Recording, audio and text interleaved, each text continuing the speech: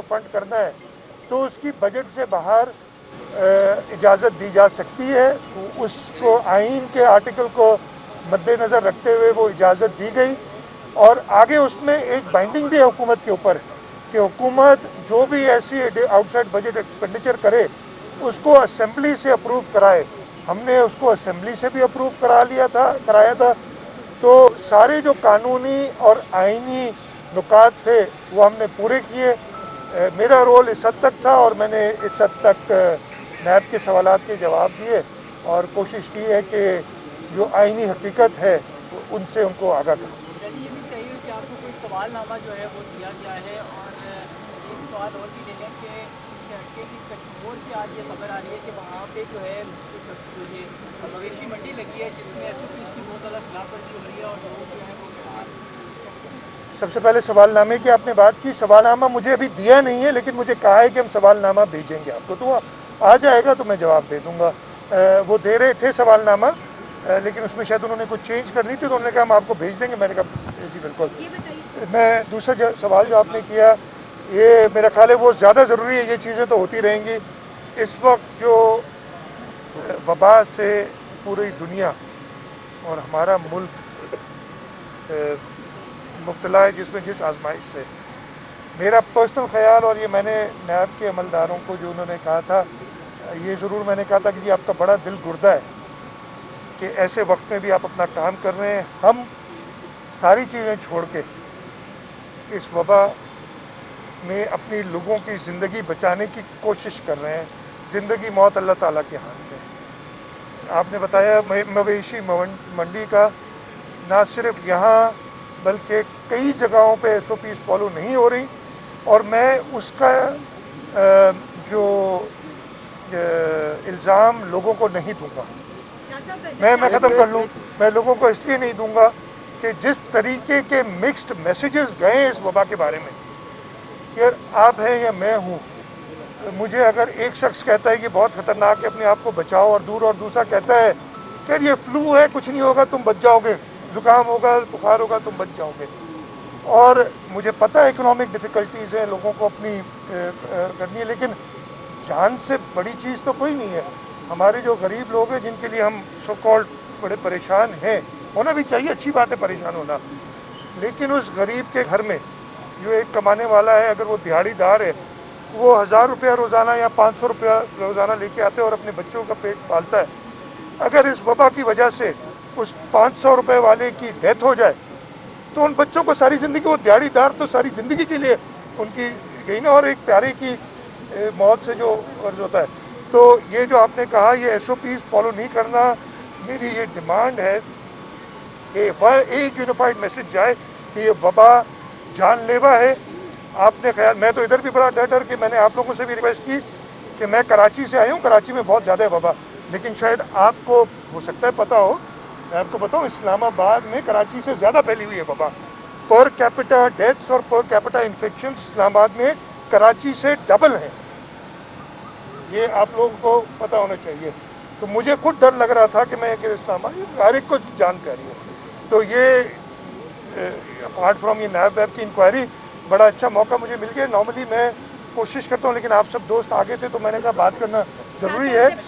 तो मैं आपसे एक बार फिर कह रहा हूँ कि ये मैसेज ये नैब का छोड़ दें, भूल जाएं। मैंने क्या जवाब दिए, जो करना है जो होना है वो।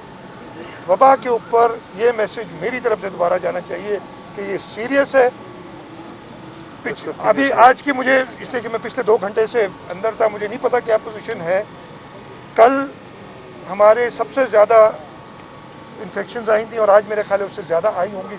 अभी तक रिजल्ट नंबर्स आगे होंगे, NCOC ने दे दिए होंगे। सबसे ज़्यादा नंबर्स आए हैं और डेथ्स भी जा रही हैं, इसको सीरियस लें जी। सारी जो इस वक्त कन्वर्सेशन है और जो सारी मीटिंग्स चल रही हैं वो ऑनलाइन चल रही हैं, चाहे वो NCOC की हो चाहे वो आपकी हो, तो राब्ते हो सकते हैं। तो ये सवाल जवाब नहीं हो सकते, आपको दूसरे सूबे से यहाँ बुलाया जाता है कि आइए और आके हमारे सवालों के जवाब दीजिए। मैं एक अर्ज करूँ, आपका बिल्कुल दुरुस्त सवाल है। At the cost of being criticised, इसमें आप लोगों का कसूर है।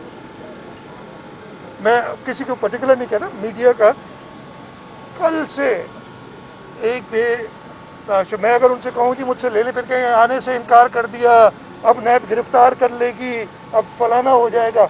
आप लोग भी, मैंने तो कई बार मीडिया वालों से हाथ जोड़ के कहा है कि यार ये मुझे नहीं कवर करते आप, ये आज कोई ज़रूरत नहीं थी। आपने मुझसे पूछना है, मेरा एक्सपीरियंस बिल्कुल रहा है। 26 फरवरी से मैं इस पेंडेमिक के ऊपर काम कर रहा हूँ। जब फेडरल गवर्नमेंट भी करती है तो सबसे पहले मुझसे ओपिनियन इसीलिए लेते हैं कि मेरा एक्सपीरियंस ज़्यादा हुआ है। एक्सपीरियंस मुझे को ऑब्वियसली मैं पढ़ा हुआ नहीं हूँ, लेकिन मैंने हर काम डॉक्टर्स, WHO जो रेलेवेंट लोग हैं उनकी मशावरत से किया है। मैंने मीडिया से भी ये कहा कि यार बाकी सारी चीज़ें छोड़ दो, सिर्फ इस पेंडेमिक पे करो, कुछ चीज़ें सही हो जाएंगी, ये हमारी जानें बचेंगी। आप शुरू से कह रहे थे कि लॉकडाउन को बंद करने की जरूरत है, प्राइम मिनिस्टर की टीम खासत कर रही थी। अब जो ये एकदम हाइप आई है इसमें और पर 100 जो पहले मरीज आ रहे थे और जो अब आ रहे हैं उसके रेशो में भी बहुत ज़्यादा दिखाई देता है। क्या ये फेडरल गवर्नमेंट को रवैये की वजह से है? नंबर 1। दूसरा, अब नैब अचानक एक्टिव नजर आई है पिछले 2-3 दिनों में आप लोगों के खिलाफ, इसकी क्या वजह है? देखिए, इससे पहला तो वो पेंडेमिक का आपने सवाल किया, बहुत आपका सही सवाल है। हम सब ने मिलकर इस पर फैसला करना है। मैंने फेडरल गवर्नमेंट से ही कहा था कि हम किसी जजीरे में, सिंध कोई जजीरा नहीं है, सिंध पाकिस्तान का हिस्सा है। पाकिस्तान के हर शहरी को सिंध आने के लिए आपको न वीज़ा की ज़रूरत है, न पासपोर्ट की ज़रूरत है। तो हमने एक पूरे मुल्क का सोच के और एक यूनिफाइड स्टांस लेना है, तभी हम इससे बच सकेंगे। हाँ, हमें जो फैसला फेडरल गवर्नमेंट ने, मेरा ख्याल है, करना चाहिए था, और ये मैंने 13 मार्च को प्रपोज़ किया था कि अपने इंटरनेशनल बॉर्डर्स बंद कर दें और जो हर पाकिस्तानी हैं जो मुश्किल में, उनको लेके आएँ, लेकिन उनको प्रॉपर क्वारंटीन और उनका प्रॉपर इलाज और उसके बाद उनको आने दें। ये नहीं माना गया और वो चीज़ काफ़ी अप्रैल में जाके इस पर अमल दरामद हुआ कुछ, और ये हमारे लिए बहुत नुकसानदेह साबित हुआ है। अभी भी मैं कह रहा हूँ कि हमें एक यूनिफाइड स्टैंड लेना चाहिए और इस पर बात करनी चाहिए। और आपने जो नैब का सवाल किया, मेरा ख्याल है तो सिल्वर लाइनिंग जो मेरे एक फ़ायदा आज हुआ है इस चीज़ से, नैब के सवाल जवाब होते रहेंगे कि मुझे आप दोस्तों से और इस्लामाबाद वालों से मुलाकात की एक मौका मिल गया है। आखिरी सवाल कर लें। यही सवाल कि नवाज शरीफ साहब कश्मीर में आप यहाँ पे पेश हो गए और लॉकडाउन के आप सख्त हामी थे कि लॉकडाउन होना चाहिए, फाइनली आपने वज़ीर आज़म की बात मान ली, तो क्या आपको प्रेशर दिया गया है कि नैब में आए और लॉकडाउन के लिए वज़ीर आज़म का माने? नहीं, इस प्रेशर में मैं अपने इस प्रेशर में नैब में 100 बार बुलाएं, इस प्रेशर में नहीं आते। मैंने जब बुलाया गया था तो अपीयर होना था, इसलिए हाइप इतनी क्रिएट हो जाती। मैं इनके डर से नहीं, आपके डर से आया। एक सवाल छोटा, मैं इनके डर से नहीं आया कि आप लोग जो फिर शुरू कर देते ना तो उस डर से मैं आया हूँ इधर के सामने हाजिर हो जाऊँ कि अब बस गिरफ्तार होने वाला है, ये होने वाला है। आप लोगों से डरते हैं, बाकी अल्लाह मालिक है। अच्छा शासन, ये बताइएगा कि आप फेडरल गवर्नमेंट से इन टच भी हैं, आपसे मुशावरत भी होती है, मुख्तलिफ फोरम्स मौजूद हैं, कितनी ज़्यादा सीरियस लगती है इमरान खान साहब आपको, कितनी ज़्यादा ज़ाती तौर पे सीरियस लगते हैं? क्योंकि हम देखते हैं कि वो पोजीशन चेंज करते आए हैं, आपकी कंसिस्टेंट पोजीशन थी, वो सीरियस कितने लगते रहे हैं?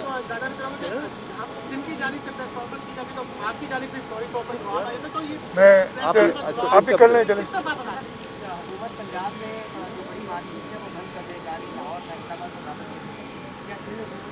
मैं दोनों, पहले जो आपने जवाब दिया, मैं किसी के ज़ाती, मेरा एक आईनी हैसियत है, एक सूबे का चीफ एग्जीक्यूटिव हूँ, अपनी ज़ाती राय नहीं देना चाहूँगा। आपको पर्सनली तो दे सकता हूँ, बट मीडिया पे अपनी ज़ाती राय किसी के बारे में नहीं देना चाहूँगा, वो मुनासिब नहीं होगा।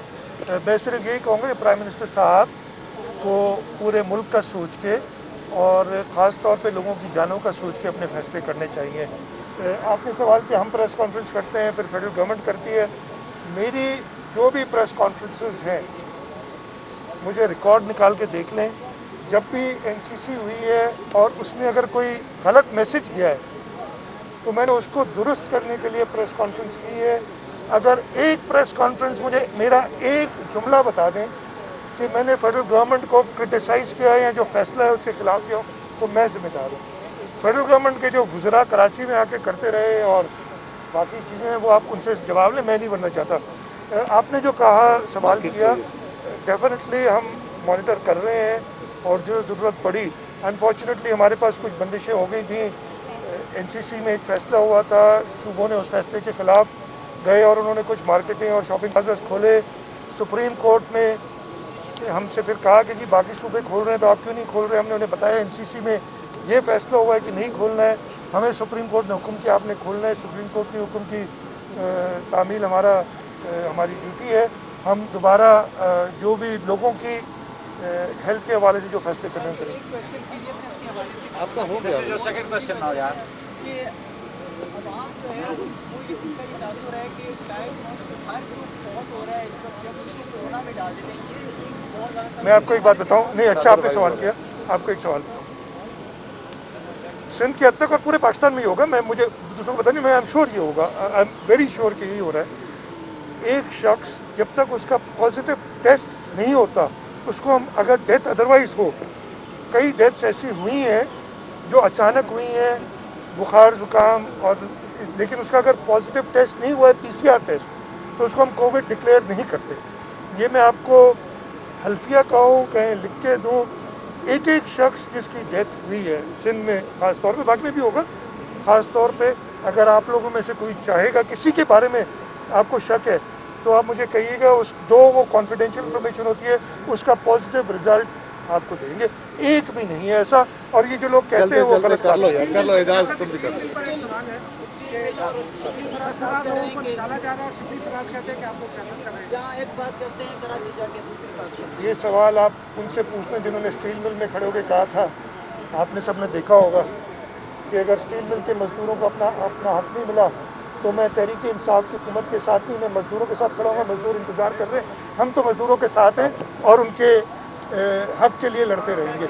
अब उम्मीद करते हैं जिन्होंने, और उन्होंने ये भी कहा, आपको गवाह किया था मीडिया को, अब पता नहीं मीडिया गवाह मीडिया अपना फ़र्ज़ निभाता है या नहीं, वो मीडिया की मर्जी है। Thank you.